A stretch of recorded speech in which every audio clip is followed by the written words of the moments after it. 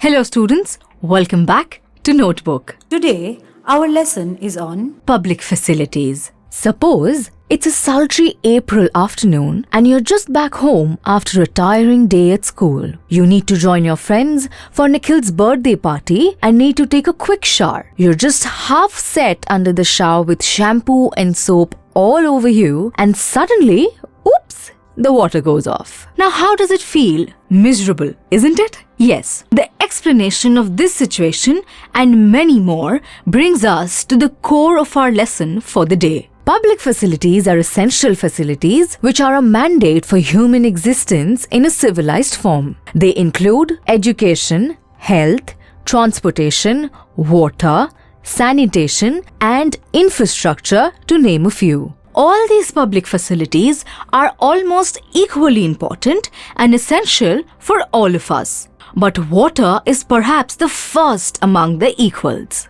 And now, come, let's visit the city of Chennai. Come to Anna Nagar, a lush green locality where mostly senior government officers and bureaucrats reside. Water availability is plenty here. Mylapore, the oldest residential part of the city located in central Chennai, suffers from water shortage like most other areas. Municipality water comes only on specific number of days, and on the remaining days borewell water or purchased water suffices the need. Madipakkam is a residential locality in South Chennai. The area also receives water only on specific days and not on all the days. And then we come to Sedapet, a locality in the neighborhood of Chennai where people are mostly dwelling in slums and other low-income group localities. We see that water as a basic necessity of life is unevenly available to different parts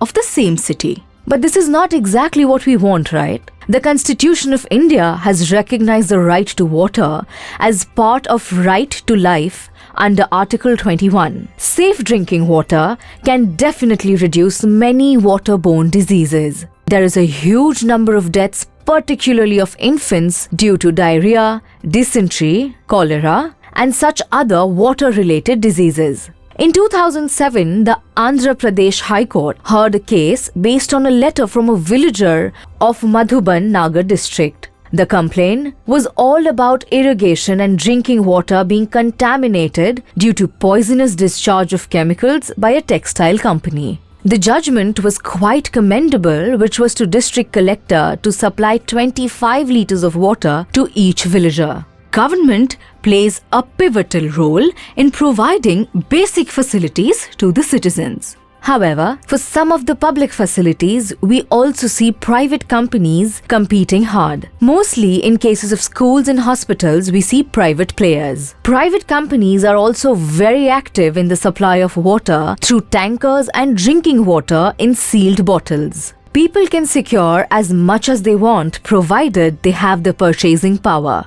But in this case, the very purpose of a public facility gets defeated. Public facilities are to satiate the basic needs of citizens, and it should be equitably distributed and available to everyone irrespective of their gender, caste, income level, and any other socio-economic difference. As we just learned in our Chennai example a few minutes back, municipal water suffices only near to half of the population, and the wealthier class, with all their influence, power and money, gets most of the share of it. The lower income groups remain deprived of sufficient and safe water. Also, a very peculiar practice has come up in Chennai while mitigating the water crisis. Private companies take away water from the nearby towns like Mamandur, Palur, Karungizi, and villages located in the north of the cities. Addressing inadequate supply of water has become a matter of huge concern and debate.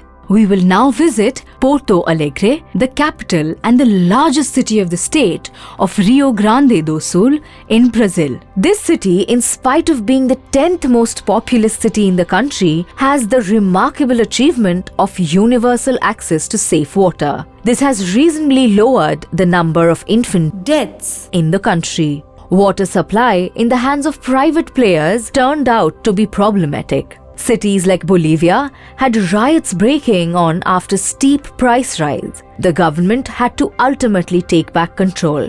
However, coming back to India, Many states have attained success. in government water department, Mumbai, Hyderabad and Chennai have set remarkable benchmarks, which include a competitive pricing model. Apart from water, sanitation is also a much to be worked upon sector in the domain of public facilities. A non-government organization called Sulabh has been working relentlessly over the last 3 decades to address the sanitation challenges in India. Let's turn our attention to the PIL, or the Public Interest Litigation.